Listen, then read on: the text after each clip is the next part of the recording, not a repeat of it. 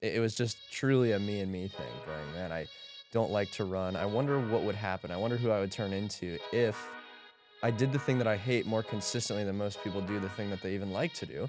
Helping make this all possible.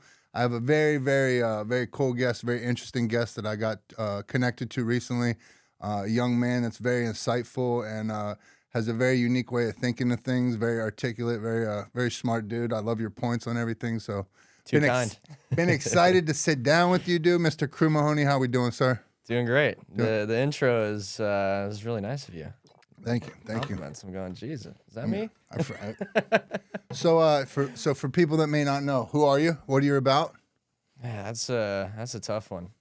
I'm Crew. I'll start there. It's funny. I've been trying to come up with a label lately, and for the sake of making YouTube videos, it's nice to say blank day in the life. 25-year-old entrepreneur, but I don't really resonate with the business that much. It's more the thinking, and I'm going, is thinker a good one? Because that's pretty much all I do all day is sit there and think.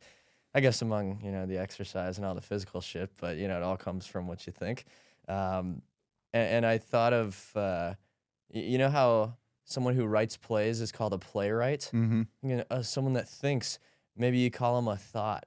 And there's the Gen Z term of kind of I don't know, how would you say it? A ghetto female is known Right. as a thought. Yeah. I'm thinking, what if it was not THOT, but the actual word thought, and that's my title? So maybe we'll work with that. Maybe I'm a thought. But no, in all seriousness, I mean, my philosophy on life, I guess it's hard to distill down because it comes from a pretty long timeline of just my evolution as a person. A lot of things overcoming anxiety, kind of feeling like I guess how my life was going to play out was up to something outside of myself. Feeling like I didn't have control, feeling hopeless, and then finding control over my own mind, not through blatant just exercise and trying to distract myself, but a true seeking of understanding within myself. And so I guess what people know me more for on the surface would be discipline, run streak. I think today might be 2,786 or 7 days in a row, something Let's like that. fucking go. So about a little over 7.5 years. And how far? What's the minimum you run each day? Yeah, minimum of a mile. So yeah, I'm not truly a runner by identity. I would say it's more just a promise to keep, and this is one of my really big claims, I guess, in this cool life we've got, is that keeping a promise to yourself is the purest foundation for liking yourself, respecting yourself, loving yourself, because you're creating data that you're showing up to something when you say you're going to. Mm-hmm. And then you look back on the stack of data you create and go, oh, this is me. A lot of people have a set expectation and then not follow through on expectation kind of dynamic going on with themselves. If you were to take that dynamic into a two-person, oh, I'm gonna plan to go to the gym with you every day at 12, and then out of the next week you show up 2 days. I go, what the? How am I supposed to have respect for somebody that doesn't want to show up, but 2 out of the 7 days? Well, we bring that dynamic back into the self. When you make those claims, you make the promises, set expectations, and don't follow through on them in the same way, you'll have that same perception of yourself. And so I focus really heavily on the self relationship.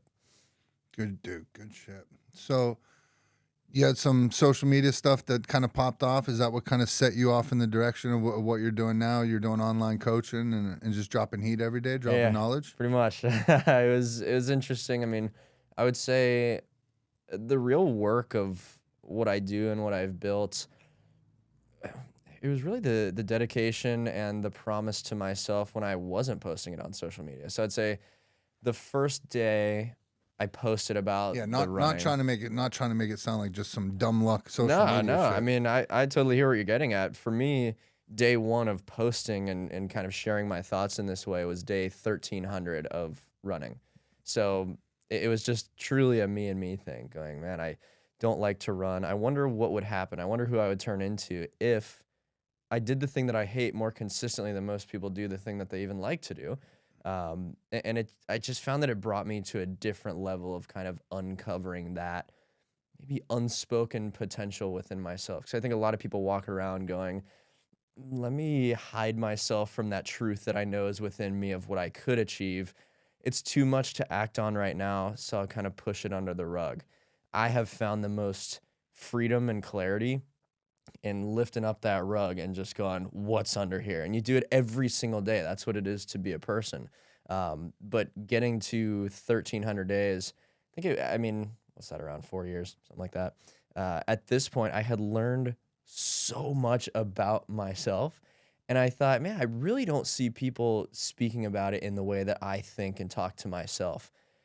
It felt almost criminal to not speak up about it and not try to tell people about the ways that I think and live because I found so much value in that.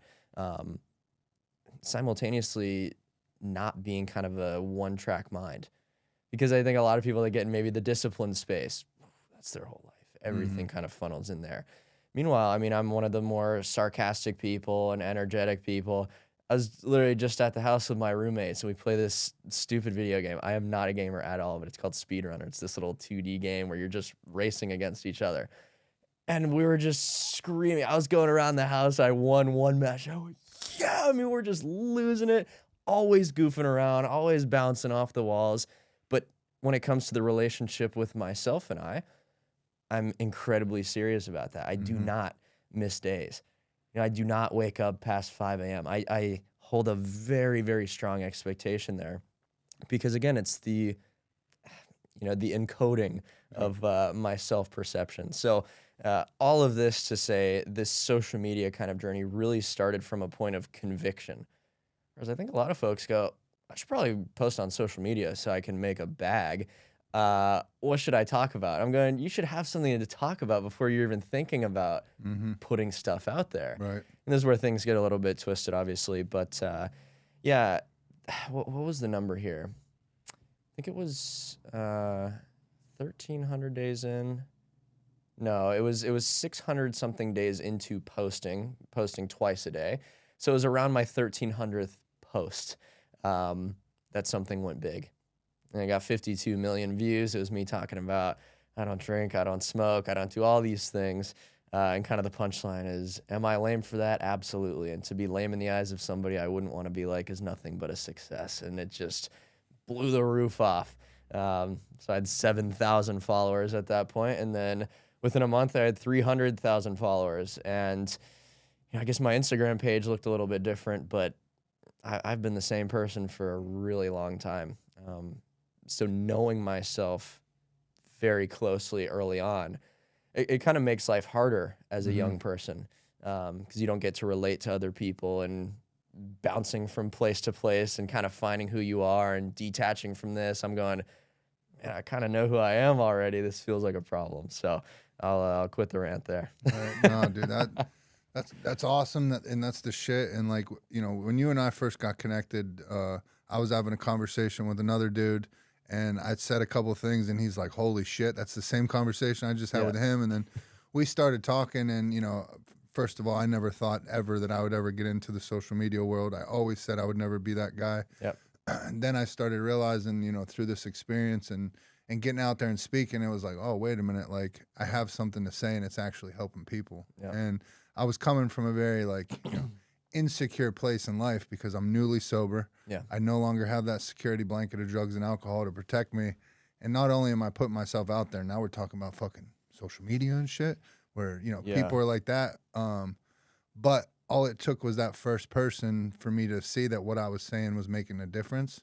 Yeah. I was like, all right, let's go. And so one of the things that I remember saying to you is I've come in contact now with a lot of people with social media followings, and it seems anybody that is blessed with a large social media following when they're using that to help other people, it seems like I click up with them immediately and it's fucking off we go. But then there's other people, it's like that famine mindset and good business move, just not necessarily what I do. And so I definitely respect what you're doing and using that shit to help, to help people and dude, you're staying authentic, which that you can see immediately. Like he doesn't give a fuck. He's saying he's saying what he thinks, what he believes, dude, and it's well thought out, it's well spot on, and it's organic, it's natural, it's not like some rehearsed bullshit either. So yeah, I mean, I guess before you got into social media, what is the perception of getting into it from your end? Because It seems disingenuous, of course, but then does it feel like the only way to go about sharing a message? I mean, now, yeah. So I think the big hang up is that term influencer. Like, I don't Yeah. want to be an influencer, but when I started realizing that I could have influence on things and affect people positively, it's like, oh, wait a minute. Like, Yeah. I think I was so hung up on this term that I never wanted to be, but if this is what comes with it, fucking let's go. I'm all Yeah. for it. I mean, it's cool because what we talked about, we're just going off on the social media stuff. What's hard for me to, I guess, wrap my head around and just stay in kind of a straight line on my pursuit of is what I'm fighting against through making social media content are the problems created by social media content. You know what I mean? So it's trying to fix the problem from within the problem. And God, I mean, you got to give some applause to the people that have created this business model of something that consumes damn near every single person. Mm-hmm. But it's unfortunate that that's the only way that you can really create change today. Because let's say somebody wanted to do the ultra virtuous path of, well, I'm not going to go on social media. Well, then a bunch of people probably aren't going to hear your message, and then millions of people are going to hear, this idiot talking about X, Y, and Z. For whatever that's worth, I don't exactly know because I keep wrestling with this idea of how do you create the biggest impact? Is it the most people hearing something you say? Is it showing up to individual relationships and your close community in the best way possible?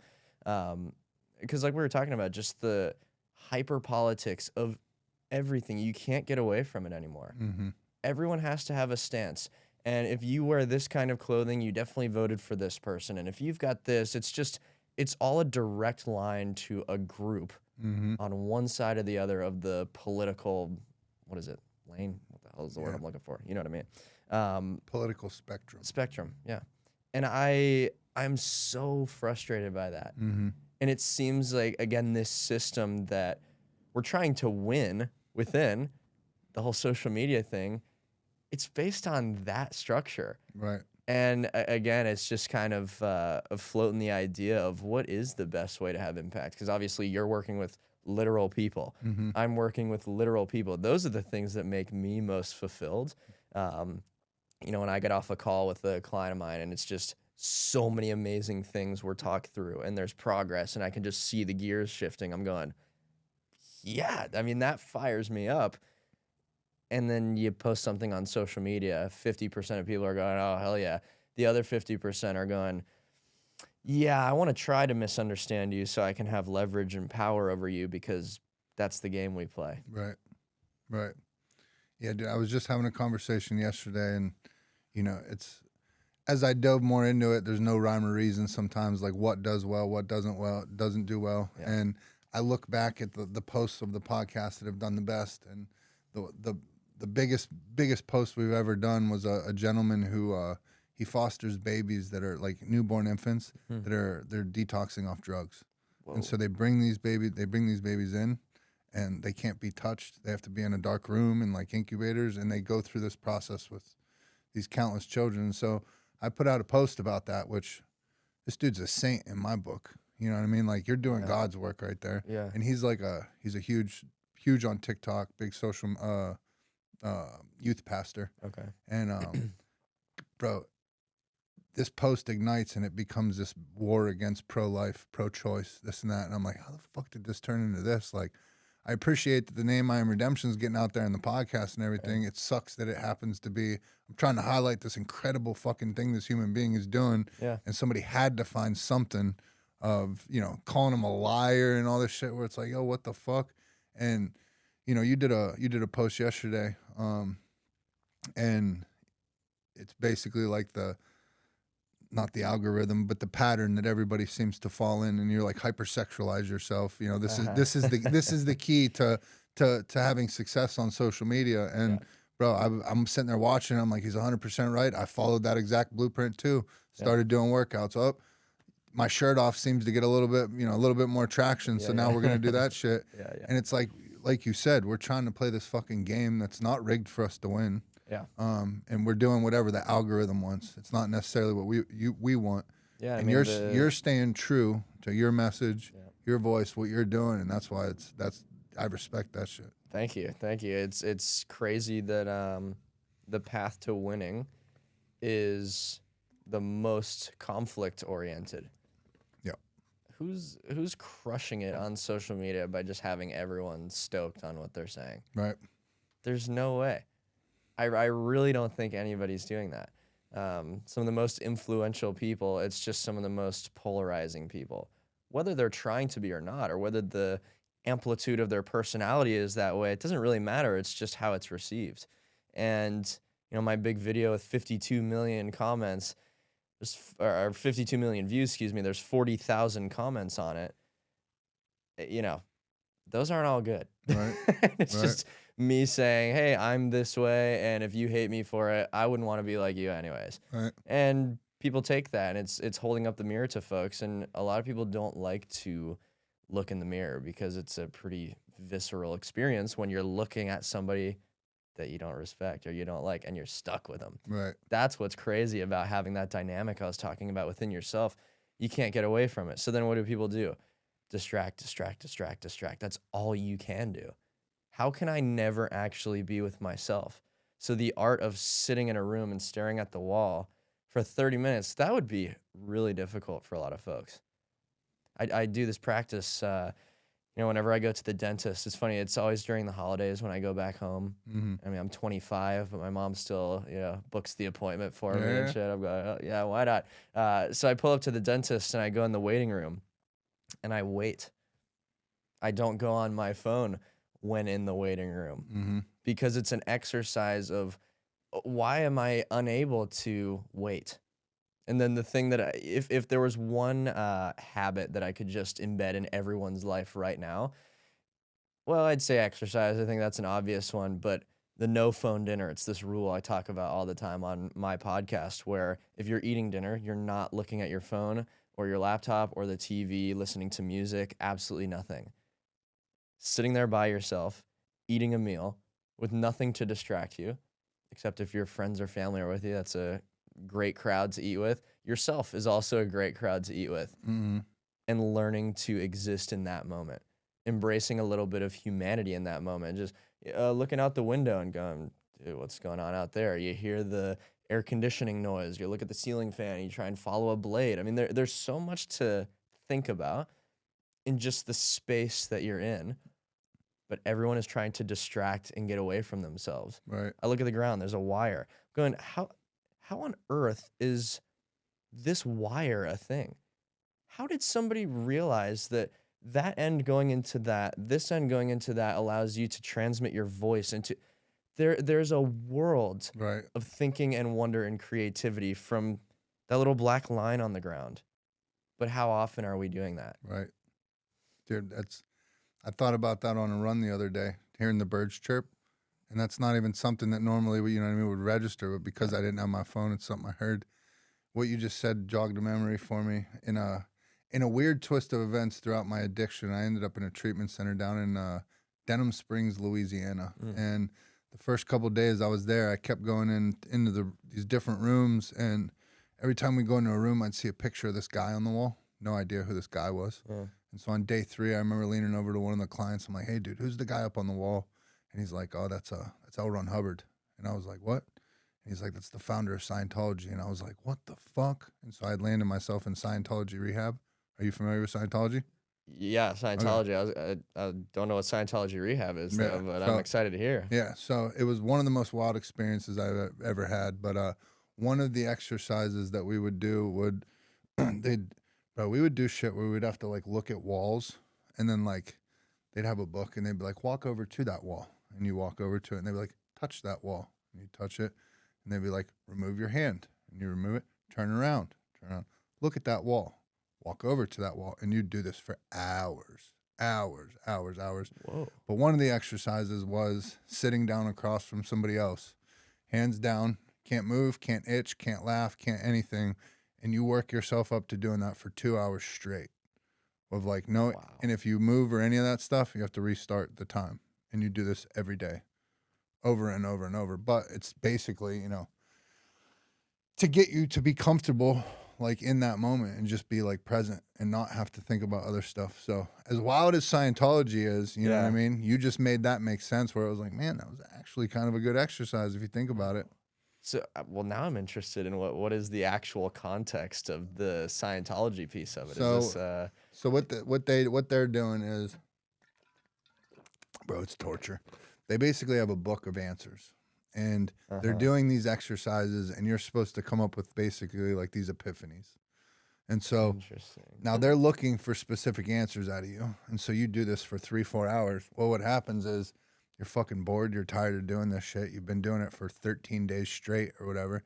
So then you start manifesting. You're like, you touch the wall and you're like, oh, I got it. Like, I don't have to shoot heroin anymore. And they're like, that's great. Let's keep going. And you're like, motherfucker, I didn't get it. And so then you might get the answer.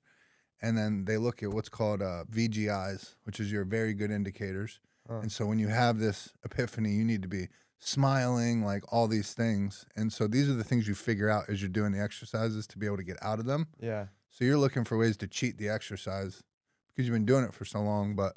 And then finally you get the answer and they're like, great, let's move on to the next one. And Holy cow. Bro, they would do one where they would pull up anywhere where you did illegal stuff, anywhere where you used to copy your drugs at, all that, and they'd pull it up on like Google Maps. Or let's say heroin was your shit. They'd have a little fake bag of heroin, a spoon, all the shit you used to get high with, and they'd be like, touch that heroin. Take your finger off. Whoa. Touch that heroin. Take your finger off. Touch that heroin. Hours. Whoa. It was a wild experience. What point in your recovery was this? It was one of the 11, 12 times that I was in treatment trying to get sober. Wow. If memory serves correct, I smoked crack and snorted oxy the first night out, so didn't work. Wow. Wasn't ready at the time. That's going to be my next question. Did it work? No, wow. No. Now, some of the concepts, they gave me the best explanation for why people relapse ever. There's no actual science to it, but it sounded great. And they basically said that when you do, when you put foreign substances in your body, they get stored in your fatty tissue. And so your body's constantly breaking down, fatty tissue and stuff as you burn calories. And so they're like, when you burn through that layer of wherever that fat is on your body, it's enough to release that chemical into your bloodstream and hit your brain and say, hey, I want some of that, but it's not enough to actually get you high. And they told me that. I'm like, oh, that's fucking it. This is great.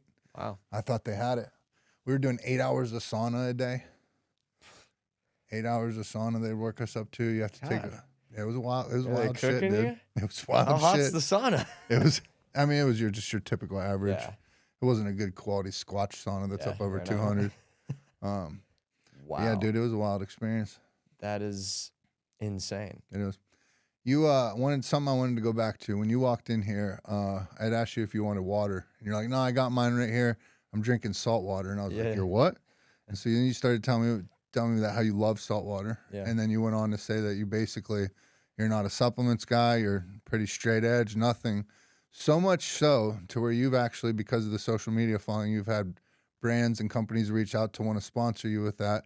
Even notably CBum, who is the biggest bodybuilder in the world. There are people reach out to you and they got a check for you, and you still, as disciplined as you are, you say, nope, I don't take that shit. Yeah, man, it's tough because I think I don't want to put this in the wrong way because this is just me. The lower my standards are for how I maintain my life, the things that I decide to put in my mouth and digest into my body, I mean, that's a serious kind of thing. So the lower the standards you hold, the more surface level opportunities you get. If you're willing to lie and be deceitful and manipulative, it's very easy to grow on social media. It's very easy to make a lot of money. The higher of a standard you hold yourself to, the harder it is to reach those same outcomes. Mm-hmm. And you'd think, well, gosh, why would I hold myself to a higher standard then? And it's because we're basically measuring value on two different spectrums. One would be the quantifiable spectrum of I make this amount of money. I have this many followers. I lost this much weight. People are very numbers driven. But when it comes to the attributes that are actually most valuable to have as a person, it's the things that you cannot quantify. You can't put into words, you can't sell, you can't purchase, you can't get it immediately from somebody else. I do jujitsu. So when I'm rolling or sparring with my instructor who's been training jujitsu for 20 years, there's nothing I can do about the fact that he has a 20-year breadth of knowledge over me and will win every single match. No question. It doesn't matter how much money I have. I cannot purchase that from him. It doesn't matter how nice he is. He cannot give that to me. I kind of call these non-fungible attributes or non-fungible characteristics because you can't transfer it. People want to win in this world of the fungible or the practical or the measurable. It's all about the money. It's all about these things that, realistically speaking, can just be taken away. So the money thing, it's cool. I think money is really important. I want to make a crap load of it, but I will never, ever do that at the expense of my soul, at the expense of my standards, even if right now my standards are a certain way and then 8 years from now I say, oh, well, yeah, I've actually decided that protein powder and pre-workout and all this kind of stuff, yeah, I'll take that. Even if that was the case then, that's not the case right now. I don't really like the whole ultra manufactured kind of supplement stuff. And it's not to say that, oh, science says it's horrible for you. I just don't happen to know. And it's a little bit further outside of my scope of knowledge than I'm buying this pound of beef from a farm and eating it. That's just what feels better to me. Mind you, the supplement nutrition kind of space is one of the most hostile categories out there.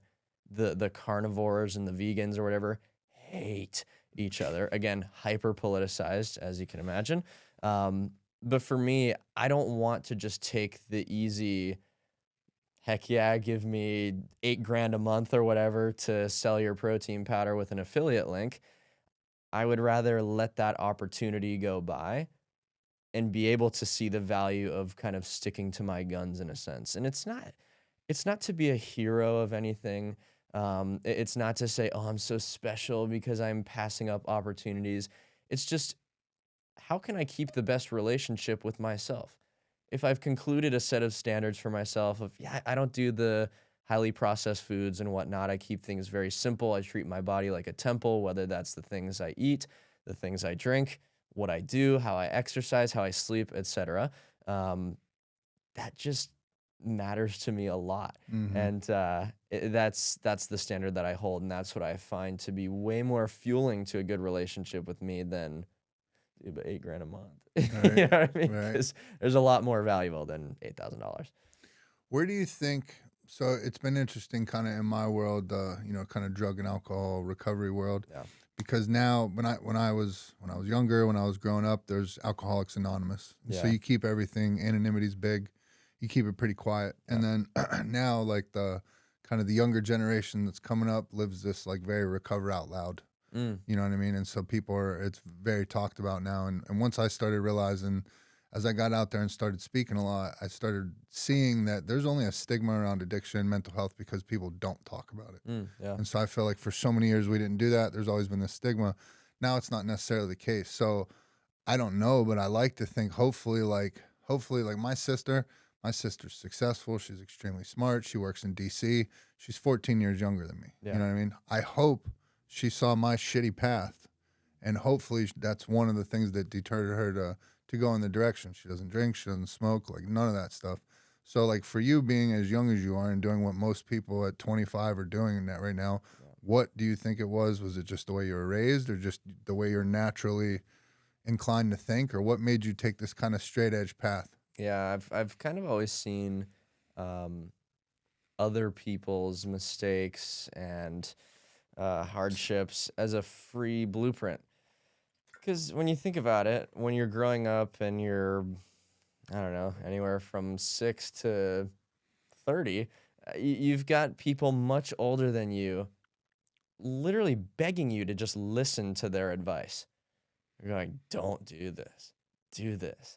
I ruined this. This relationship went horribly because of this. I got in a car crash because of this. I got punched in the face because of this. And it's just literally free game. Mm-hmm. It could not be any more valuable. And for whatever reason, that stood out to me like crazy when I was younger. I'm thinking, yeah, people say the whole treat people the way that you want to be treated. And then the fire station comes to your freaking middle school saying, oh, well, this person was drunk driving and their head got cut off. I'm going, jeez, okay, Roger that. And you know, when the guy comes up to you with a mysterious bag and offers you candy, you say no. And these things just stuck with me. And it wasn't in kind of this I don't know how to say it other than kind of a bitch way. It wasn't that, but it was just uh, there's no way somebody could convince me of something. And I built up this resistance and this resilience to what other people want from me. Mm-hmm. So whether it was a drinking thing or this image of the person offering you something or just being able to be swayed in any kind of direction, I obsessed over not being the person that could be swayed like that. And so the drinking and So that whole you enjoyed saying no. oh my gosh, I never even got the chance to. Really? That's what's funny. I never had the person offer me the drink or the anything. Just because you're not even in the circles, right? Yeah, and I was going, man, I'm the star of saying no. What do we talk? You know, somebody offer me something. What the hell? The neighborhood I grew up in, it was a little bit ghetto, and so yeah, I was riding my skateboard one day, and this dude said, Where we at? North Carolina, Okay. Raleigh, North That's right. Carolina. That's right. Yeah, yeah. And I was riding by on my skateboard, and this dude in his front yard said, I don't know if he said smoke or take, but he said, "Hey, you smoke that angel dust?" I said, "No, what's that?" And he just explained it to me. And then I think the dude was filming a music video or something, and I just did a backflip off this tree stump in his front yard. And I said, "All right, dude, see you on the next one." I mean, that was when I was already 20 or 18 or something. But yeah, I mean, I built up this really strong resistance to people wanting me to do something. So I got really good at saying no. I would say also, my whole family drinks is just super normal. I don't know, northern kind of family, just drinking and getting mad at each other and yelling and doing karaoke and all that good stuff. So I had I'd say my family's pretty edgy, not to put it in a kind of a cringe way, but always made jokes and picking on each other and whatnot, which I love. I find that really endearing when people are that way. So it wasn't like I was raised very religious or very structured.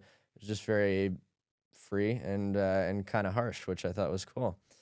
With that, I would also see people change on a dime. What is this drink thing, and why did you just change into a different person? You know, you wonder these things when you're really little, and I started to really question it. I think around middle school, I started to talk to my friends about it. I'm going, why do people do this? Why do people lose their lives or at least their personalities and relationships to this thing? This seems crazy. Um, and for whatever reason, I think in just chatting with my friends, I said, yeah, I'm just never gonna drink. And then you get challenged by the people that are past 21 that have all of the answers, and you get the whole, wow, when you're in college, trust me, you know, things are gonna be different. And for whatever reason, when people would say, "Oh, trust me," and they would be telling me who I'm gonna turn into, it was another form of that resistance of, it seems like you're lying. Mm-hmm. It seems like you're definitely not telling me the truth. It seems like you're projecting something. This is what I eventually concluded. But when I first started hearing those things, I would wonder, what's going to change? What day is going to define that I don't want to drink now and then the next day I'm going to? Again, I kind of arrived at this place of people can't tell me anything that I'm going to arrive to unless it's my choice. And so implementing that kind of resistance. But I just, you see it ruin enough family evenings. You see it ruin enough lives. You see it ruin physical health in pretty clear ways. To me, it was a clear decision early on. But I can't say that the opportunities that led me to thinking that way are just right there to grab for everybody. I don't even know what that was. Right. But I think my curious nature of just why. I'm never settled if somebody gives me kind of a, oh, because, Mm-hmm. or you'll understand later kind of thing, going, that's the sign of not having an answer and just saying some shit. That, I think, if everybody could plug into their personality, untiring or tireless questioning, Right. that goes a long way, especially in today's world, because there's a lot of people benefiting from you not asking why ever. Yeah. That's the target customer for these big ass companies. True. Yeah, dude, it's so interesting to hear that, because like I go back and I think about myself at that age, and I didn't have that. Yeah. You know, my father was a partier, and I grew up idolizing him, and you know I'd only see him a couple times of the year, and so like I was trying to emulate being him, Yeah. and it got a hold of me in a way it just didn't for him. I couldn't say no anymore. Yeah. And then just the way I was programmed, it was like you grow up learning all these things, say no to drugs. Drugs are bad. And I did my first drug, and I'm like, that's it? All right, what else? What's next? And I do that, and I'm like, that's it? Interesting, yeah. And just right up the line. And like, I never had anything in my brain or body, dude. Like when it came time for me to start shooting heroin or anything, I'll give it here. Let's fucking go. Didn't care.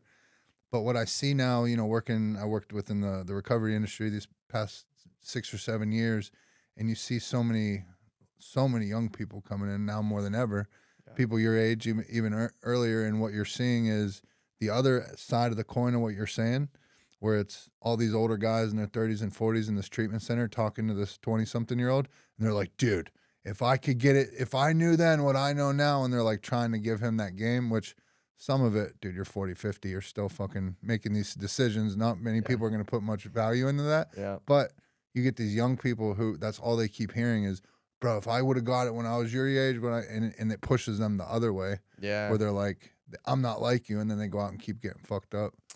Man, it's really tough, because I think one person can simultaneously be a role model and have horrible ways of achieving that role model position. As in, you know, you look up to a parent, and that parent is your hero because, well, who the hell else is going to be your hero? You know, that's your mom or that's your dad.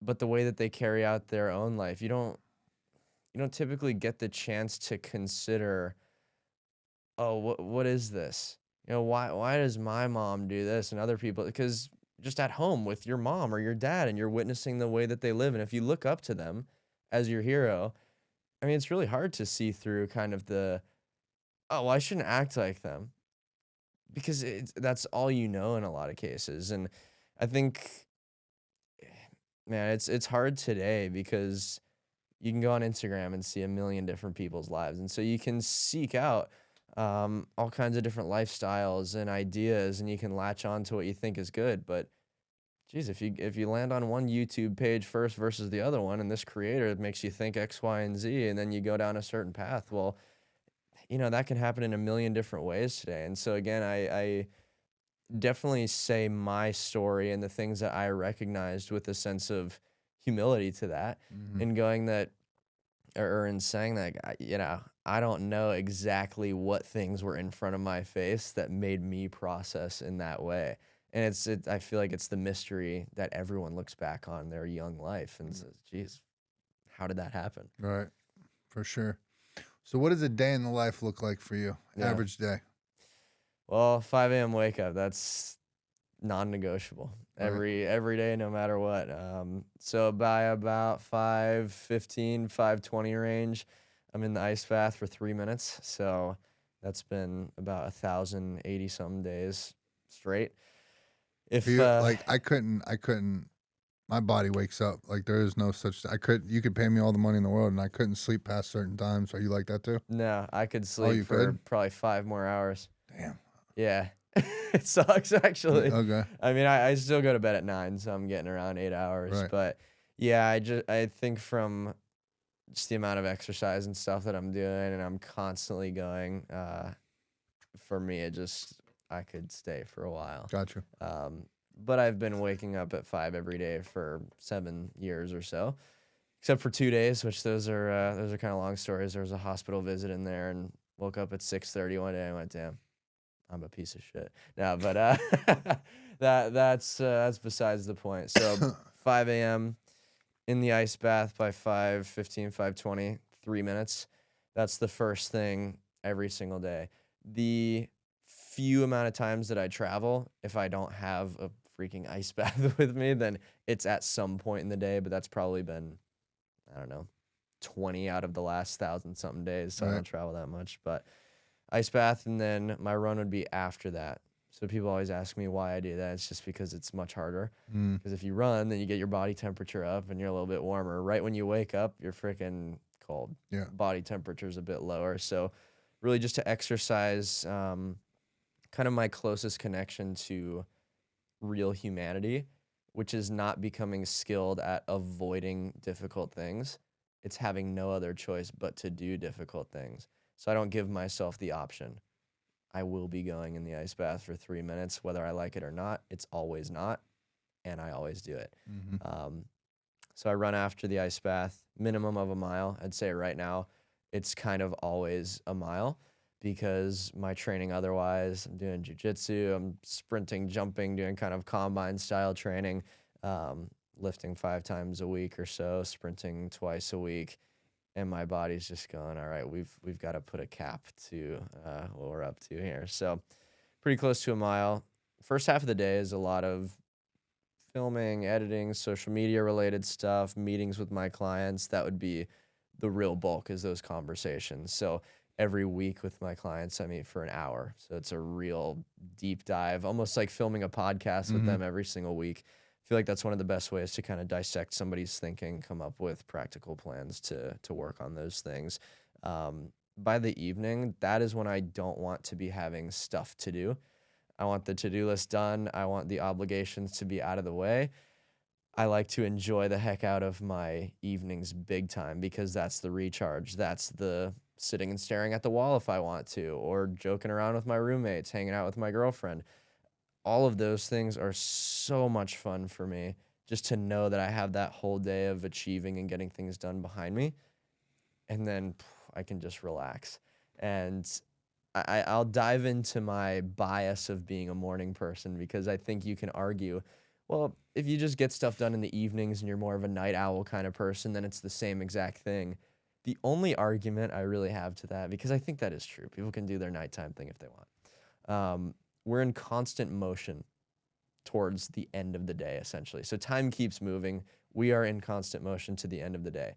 If you backload all of your responsibilities and the things that you don't really want to do or are difficult, you're in constant motion towards what you don't want to be doing. For me, the morning is what I don't want to do. It's really densely packed in the morning. And then as time moves on, the end of my day is what I'm happy to make it to. So the passing of time is a positive thing for me. Whereas I think when all of the responsibilities are at the end of the day, it's kind of I don't want to get to the end of the day because I got to do my stuff. You could argue that I'm also in constant motion towards the morning, but I think sleep is kind of a weird reset. Right. So there's my argument for the morning person thing. No, dude, that's the same exact way I structure my days. Yep. And bro, the experience I had when I very first started running, I was actually in treatment. And so I would go and I got special permission to go to this run group, and I was not a runner at all. I was trying to lose a little bit of weight. I had a big gut, felt like shit, looked like shit. So I start going to this run group and I start catching the run bug. And now I'm coming back to this treatment center. I would go down there and we would leave at 5. We'd be running at 5:30. And so it got me back into like the military routine, which I didn't realize how much I missed. And so I go run and I come back and I'm showered. I got all my shit ready. And everybody in that treatment center is just waking up and they're sliding their slides across the ground and they're wiping their sleepers out of their eyes. And I'm like, yo, let's fucking go. Like my brain's firing on all cylinders. And then people started noticing that shit. And they started wanting some of what I had. And so then they start coming to run with me. And then I'm watching something I do having a lasting impact on them where it's like, holy shit, like I didn't know I could positively impact people like this. But I will argue to everybody that, you know what I mean, start your day off with a fucking win. Start your day off with not hitting the fucking snooze button. Because there was a time in my life where I literally had to break down every single decision I made every day. I would have to ask myself, is this going to keep me out of prison? and is this going to keep me sober today? And if Yeah. it didn't align with those two, I didn't do it. Wow. And so there was days where I was in treatment and I'd wake up and it was fucking raining, or it was too cold, or it was too hot. I was in a 6-month treatment center. Yeah. And so there was so many days where I wanted to hit the fucking snooze button, but I'd have to ask myself, like, is me waking up and hitting the snooze button on life like I have been the past 20 years, is that going to keep me sober today? No, it hasn't yet. Is that going to keep me out of prison? Hasn't yet. So then I went and did it. And then Yeah. it just became like this working part of my mind. But bro, that morning routine, setting yourself up for the rest of the day, like that is when me personally, that's when I'm most motivated. Like we going to run, we going to work out. Like what the fuck are we doing? Let's go. And I mean, it's difficult. And as soon as you feel what difficult feels like, you try and do the mental gymnastics to get away from it. And I think the best thing that anybody can do for themselves is to cut the gymnastics. Walk through Not the that real shit. Gymnastics. Gymnastics is pretty sick. Right. that was a lot of my childhood. I was just doing backflips off of stuff. So, but the mental gymnastics, it's a different game. Because again, if you sit with yourself for long enough, you start to recognize what it is you got to do. And the people that wake up at 12, maybe there's something in them going, I wonder what it would be like if I just started off the day by getting up, getting some momentum. And that kind of decision, I mean, it compounds in a really big way because it just alters the way that you think. You wake up early and you go, oh, wait a second. So now just waking up as in entering the day becomes an achievement. And that's the tone of every single day. Yep. And it doesn't really expire. I mean, I wake up at 5 every single day and I've been doing it for so freaking long, but I still think of the person that gets up at 10. I'm going, dude, 5 hours? I'm 5 hours ahead. Right. You know, again, you can do the math and they stay up 5 hours later Right. and all that good stuff, but it's more so just fuel and momentum for your own self. Yeah. Because the world kind of stays stagnant. Most people don't really get up at 5. So if you get up at 5, you're starting off on that right foot. Culturally speaking, you're one of these people that's more motivated and ambitious. That plugs into every conversation you have, every project you work on, every job you apply for. This is why these little things make such a big impact. It's because you improve 1%, that 1% gets added to everything you're involved in. Right. Dude, I started getting up. I was always an early bird, especially when I got into running, but then it continued to creep back more and more. And now I get up at 2 a.m. every day. Like that's what I'm programmed to do. But I remember having a conversation with one of the clients I was training one time, and I was telling him, I was like, bro, like identify those people that just motivate the fuck out of you and become competitive with them. Yeah. Like find that guy that's at your sober house, that dude that's in your run group, and set sights on him and be like, yo, I'm gonna beat this motherfucker. Yeah. Like I'm gonna. And so I was sitting there telling him that, and I remember when one of the people that I first discovered was Jocko. Yeah. And so I'd see Jocko post, and I'd see, 4:30 when he posts, wakes up and he posts that, and then soon after it'll be the aftermath picture with calluses on his hands. Yeah. And I remember seeing that, and I'm like, holy fuck, man, I can't believe people do that. And then as I'm sitting there explaining this to this dude, it dawns on me, it was like, oh shit, like I did that and I fucking surpassed that now. Like it's time to fucking pick a new person. Like let's fucking go. Yeah, it's I enjoy doing what other people aren't willing to do. yeah, of course. So there's no time you're gonna ever throw out to me where I'm gonna be like, it's too early. Like let's fucking go. Fair enough. Yeah, I mean, I'd say the only 2 a.m.s I'm pulling are on the airport duty days when I'm driving someone else at 4. I'm going, all right, well, you just prescribed me a 2 a.m. ice bath, but they get thrown in there. Yeah, it's not smart. It's not smart by any means. And right now I got to do. I have to do some restructuring because it became my favorite part of the day because I could get to the gym by 4 or 5. Yeah. But then once I started getting into the editing and the social media world, that's my primary time for quiet at the house. Okay. And it's very much a flow thing. Yep. So if I try to go to the gym, do all that stuff, and then come back to the house, my dogs are running around, my wife works from home, and it's like no coffee shop has good enough internet to be able to do editing there. Yep. But it's frying my fucking brain every morning to sit there in front of a screen for So 4, 6, 8 hours and then stumble into Squatch later and try to motivate myself to work out and run. So I need to make that switch, and I've really been thinking where it's like I need to wake up, I need to read, you know what I mean? Do something with my brain that feeds it rather than, but then I'm sitting there and it's like, fuck, all this work's not getting done. I got to do this shit later. It's hard. I mean, that prioritization is tough. My editor, he's up till 2 a.m. probably, because he edits the content of me getting up at 5, and he's doing the damn thing throughout the night. But yeah, we're pretty polar opposite in that. And then because we live together, I also live with my videographer and then another friend of ours. My videographer, he's on my schedule because he's got to catch the clips at 5. So Right. he caught a tough person to film for, but yeah, I think he enjoys it. That's what's up. Dude, one of the favorite questions I ask every episode, right? Hypothetically speaking, tonight, you're a jiu-jitsu guy. So hypothetically speaking, you're walking out for the UFC Championship of the World. Okay. What is your walkout song? This is freaking actually an awesome question. God, how much time do I have? Take your time. Really think about it. We want a good answer. Yeah. That one song that just gets you ready to fucking go, wreck shop. Can I look at my phone? Yeah, go ahead. Okay. We make the rules around here. You can do whatever you want. Okay. Be you. This is an important question to me, I should have had this one loaded up. Should have prepped you. You know what I've got halfway played through is, Caribbean Queen. I'd have to hear it. It's playing at the gym this morning.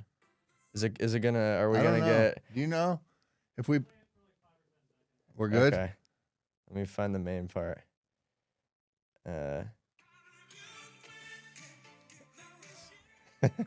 Set the tone walking out, bro. Catch them off guard. I know that was playing at the gym this morning, and I'm always on the lookout for songs for the YouTube videos. But let's see. I'm a big Motown guy. Okay. Motown, soul, a lot of R&B. I don't know if you know D'Angelo. Of course, bro. D'Angelo, that dude is on a different level. Brother, how does it feel? Now you're talking my era. Come on. That video. Yeah. No, that dude is very high up on the charts of musical intelligence, and I think a lot of people just take his stuff for kind of oh yeah, that's that guy. I'm going, no, he is a rocket scientist, if rocket science is music. Right. He recorded Voodoo on Stevie Wonder's keyboard, I heard. Really? He's super heavily influenced by a lot of the Motown characters and whatnot. So huge fan there. God, I'm taking too much time here. I feel bad, but all right. My stepfather's a big Motown guy, so he put Yeah? me on early. Let's go. Temptations, everybody. There you Luther go. Vandross. Yeah. What would be your answer, just so I can have some inspo here? Mine changes on a daily. I'm a rap guy, so I'm usually going for some grimy lyrical shit. Fair enough. Big Pun? You like Big Pun? Bro, the greatest rap album of all time is Capital Punishment. Yeah, we just used a Big Pun song in the last YouTube video. Dude, Big Pun is the fucking man. What was it, Boomerang? Yeah, Boomerang. I don't know if you know that one. Yeah, Pun is the man. So what's yours? I mean, now you got me thinking about Big Pun, so Okay. probably what is that? Beware, the one where they do or Deep Cover. Okay. I'd have to hear him. I'm not super well versed in Mr. Pun. If you listen, go back and listen to if you were an alien and you came down, yeah, and I had to like make you a fucking hip hop fan, yeah, I would probably show you the Capital Punishment album. See, what's the Not a Player, but it starts with Still Not a Player. Darling, darling, baby. Yeah. That one. Yeah. That one is freaking awesome. Banger. I like that one. Have you ever a lot. seen the video? No. Do you know what Big Pun looks like? About 5,000 pounds heavy. Yeah, he was a big boy. Let's but go. just in that video, bro, in his like Versace fucking silky fucking shirt being all slick and smooth. Yeah. It's good. Okay. Let me do this. I'm gonna go Stevie Wonder. Okay.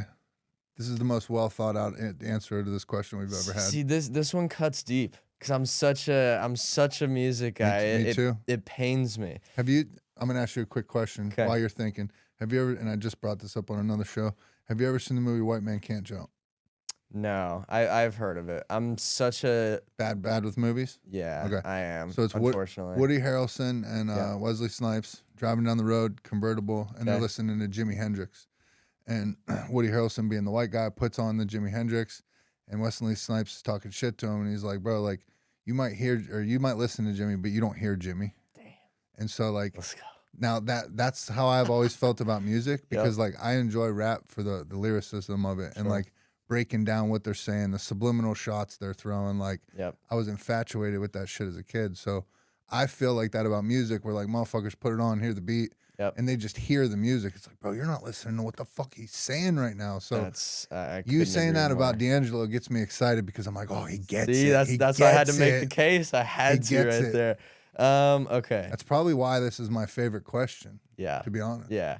All right. So Stevie Wonder, Songs in the Key of Life, which what an insane album name, by the way. My mom's calling me. Okay. Come on. It's a walkout song for a fight. Yeah. Okay. Well, I mean, I thought going with that Caribbean song was perfect, bro. Set True, the tone right true. there. Fucking knock them off balance. I'm gonna go with a peaceful one, because if I don't listen to music at the gym, I just suffer with Me too, the me shitty too. stuff they play. The way you should. Let's do Knocks Me Off My Feet, considering it's a fight. Okay. Let's play 5 seconds of it. Something about your love that makes me weak, knocks me off my feet. Let's find that line. Woo. Got it. Is that too long? We good? All right. There it is. Good shit. Faded out. Bro. Crowd would go crazy. You come walking Come out. on. Just stone-faced. Something about your love. Stone-faced. that was good. Oh, man. So ideally, somebody's listening to this right now, right? Yeah. You're a coach. Who are the ideal people that need to be tapping in with you? Are they running around here lost in life? They see a post. Like, who's your primary targeted people? I'd say the most interesting people I've worked with have reached the top of the mountain Okay. in all of these societally accepted versions of success. The stupid successful entrepreneurs and the people with the sick ass car, and they've got everything they want, and they have the title that just compels every single person, but they still feel like they're at square one when they're looking in the mirror. Mm-hmm. That has always fascinated me, because most folks are blinded by the pursuit of money, fame, social media followers, sick ass physique, whatever it is, not to demonize those things.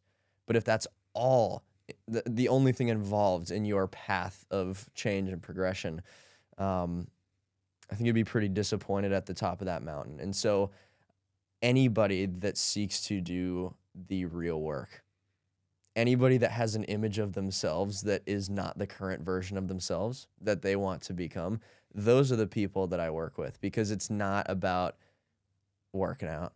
It's not about the meal plan. It's not about relationship coaching. It's no one of these things, because all of those are an extension of the self. I am ridiculously curious and obsessed with helping people focus on the self and build that relationship up like crazy, because when you have confidence and discipline, essentially the two pillars of achieving anything, well, then you can achieve anything, and that gets me real excited. Right.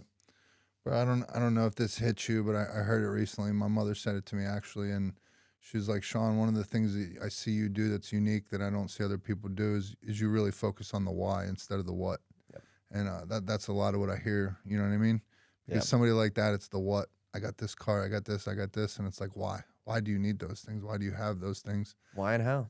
And so, like, with I Am Redemption, that's everything that I've been trying to focus on. Like, this is why I do this shit. It's beautiful. It hasn't led me astray yet. Let's go. Just keep putting good energy.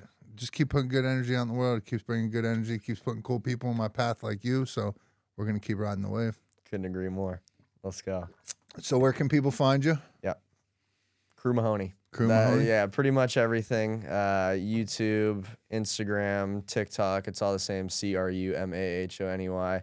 On Spotify, the Cru Mahoney podcast. That's one of my loves right there. Just the holding the mic, staring down the camera, one take, 30 to 50 minutes usually. It's just talking my ideas, exploring my mind, exploring what I think, trying to make the world a better place and impact people. That would be the best place to find me. Hell yeah. You got somebody that's out there listening to this right now and they heard something you say and it sparked something in them. What would your advice be? Do something about it. About that action. About that action. All right, I'm going to put you on the spot one more time. Okay. All right. Oh, man. So this is the way we like to wrap up the show. They heard a little bit about Cru Mahoney, heard a Yep. little bit of your story, heard your super discipline and all that.